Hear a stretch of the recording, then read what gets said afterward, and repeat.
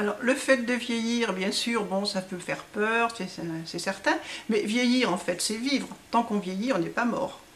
Donc, quand on vit, on agit, on fait des choses. Et je pense qu'il ne faut pas penser à après. Simplement, il faut les faire plus vite. Parce qu'on a envie de faire beaucoup de choses et on se dit que le temps est quand même compté, que dans quelques années, il peut y avoir la maladie, des difficultés à faire ci ou ça. Il faut un petit peu trier et puis agir en fonction des urgences, si je puis dire. Le passage à la retraite s'est passé au moment de notre déménagement. Nous avons quitté notre région de la Marne pour arriver en Aveyron. Donc c'était assez difficile de laisser les enfants dans une région, de tout laisser et de tout découvrir ici. Comme je m'intéresse beaucoup à l'histoire ancienne et à l'histoire de l'art, nous sommes allés avec mon mari aux Journées du patrimoine, après Vinquières, où il y avait une opération d'oreille en balade. Là, j'ai rencontré Sophie Piliot, la directrice du Centre culturel de Rieux-Pérou, qui m'a parlé de la radio, et elle m'en a parlé de telle façon, ça m'a intéressée et j'ai eu envie de faire cette expérience. Lorsque nous sommes arrivés à Rieux-Pérou, nous avons consacré déjà un petit peu de temps à nous installer dans la maison. Et puis, j'ai cherché à avoir des contacts parce que j'ai besoin de lien social.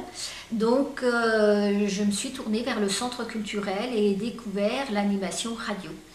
Celle-ci m'a paru très intéressante parce que ça me permettait d'aller vers les autres alors que je ne connaissais personne ici et aussi de connaître les gens du cru beaucoup plus facilement.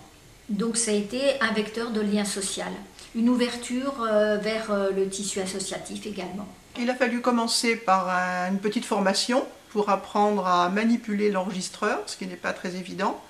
Quelques essais de voix, de prise de son, si on peut dire. Et j'ai eu l'idée de lire un conte, mais à 3 voix, avec un monsieur qui avait une voix que je trouve qui se prête très bien à ce genre de choses, qui lisait un paragraphe en occitan, une dame qui parle aussi très bien le patois faisait la voix féminine, et moi je reprenais à la suite de chaque paragraphe en français pour les gens qui ne connaissent pas l'occitan. Le monsieur en question m'a proposé de faire ça chez lui parce que son épouse est handicapée, tétraplégique, il ne peut pas la laisser seule. Et c'était aussi un moyen pour elle de sortir un petit peu de son quotidien monotone. Della marmito sortiet, uno pulido figli, mon Dio che l'ho pulito, se pausè sul planca e dietro. E fan pulit, di la pulito figlio, bene che tembrasi, a coi tu che ha scopato un imbutomento, sei tornato princeso, come vuoi, la pulito figlio del paese sulla terra, bene che tembrasi. Depuis 1 an à Rieux-Pérou, je me suis investie dans la radio et participé et fait deux émissions. L'une sur un conteur africain et l'autre sur la gestion de l'eau dans la région. Donc j'ai rencontré des agriculteurs qui m'ont appris comment la gestion de l'eau a évolué. Je suis Charles Chambert, ancien agriculteur producteur de lait à la Salvatore-Pujales. J'ai participé par un reportage sur l'agriculture dans le secteur du Ségala et l'ensemble de l'agriculture, de l'autoconsommation à les grands troupeaux dont on parle beaucoup et il n'y en a pas autant comme on peut bien nous en parler. Et j'ai participé à cette émission au niveau de... Il y a déjà 8 ans, je crois, ou 7 ans toujours. Depuis j'ai participé à l'émission sur l'eau qu'on a fait avec Jacqueline Levat. Et puis après, bon, l'an dernier, les journées de la Salvatore-Pujales. Et en même temps, je pense que depuis, j'ai pensé que peut-être ce serait une solution aussi pour faire l'historique des personnes qui ont vécu sur le territoire.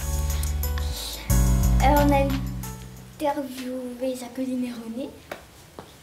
Donc Jacqueline, c'est notre ancienne cantinière et René, notre aide maternelle. On les a interviewés pour savoir comment c'était à leur enfance et comment c'était l'école avant. Parce que quand on a posé des questions à Jacqueline et René, on a su plus de choses. C'était très intéressant parce qu'on savait comment l'école elle était avant.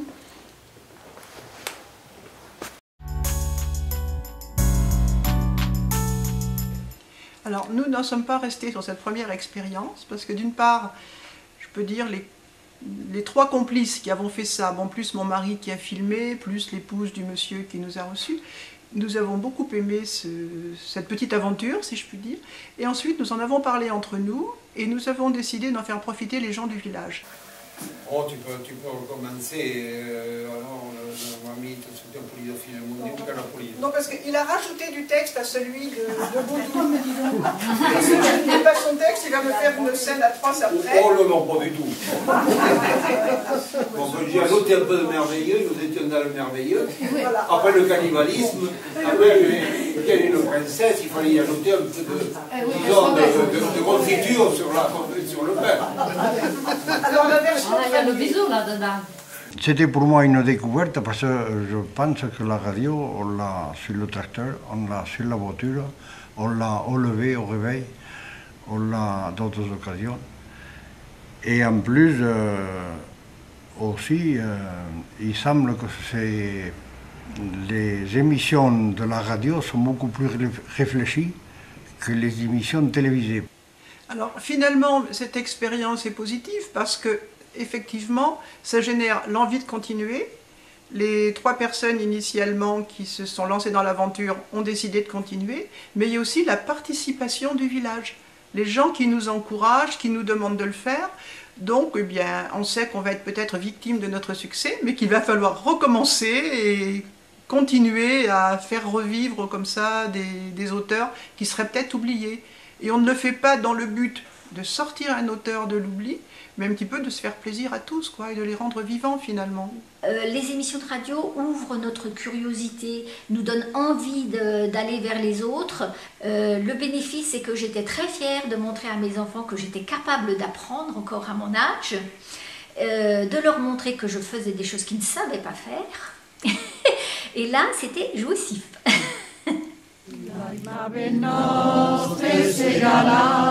Al que rosa y la terrugo, a mesusines es el flu, o los pastres hacia un amor.